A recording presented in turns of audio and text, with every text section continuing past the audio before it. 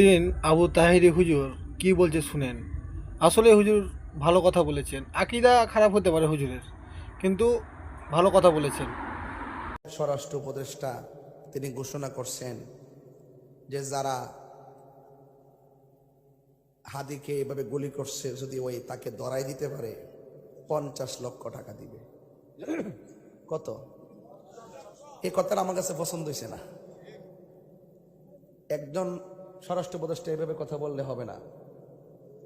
গত কয়েক মাস আগে আমার এই মসজিদের ইমামকে প্রকাশ্যে মারলো, ভিডিও ফুটেজ আছে, তারা প্রকাশ্যে ঘুরতেছে।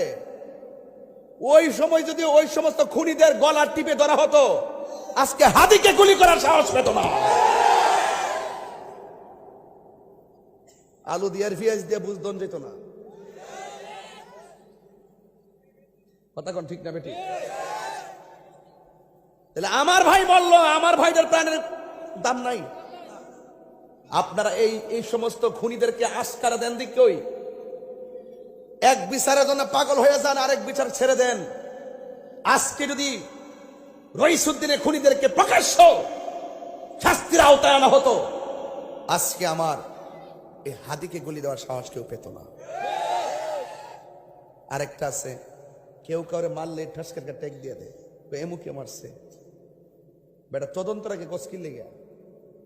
যখন বলে যে এমুক দলে মারছে, এমুক নেতা মারছে, তখন প্রকৃত খুনিরা আড়াল হয়ে যায়। কথা কোন ঠিক না বেঠি? এগুলো বন্ধ করতে হবে। এই জন্য আপনাদের সাথে আপনার সাথে আমার আকীদার বেমিল হতে পারে, কাউকে মেরে ফেলতে হবে এই চিন্তা মাথায় যেন এটা নবীর চরিত্র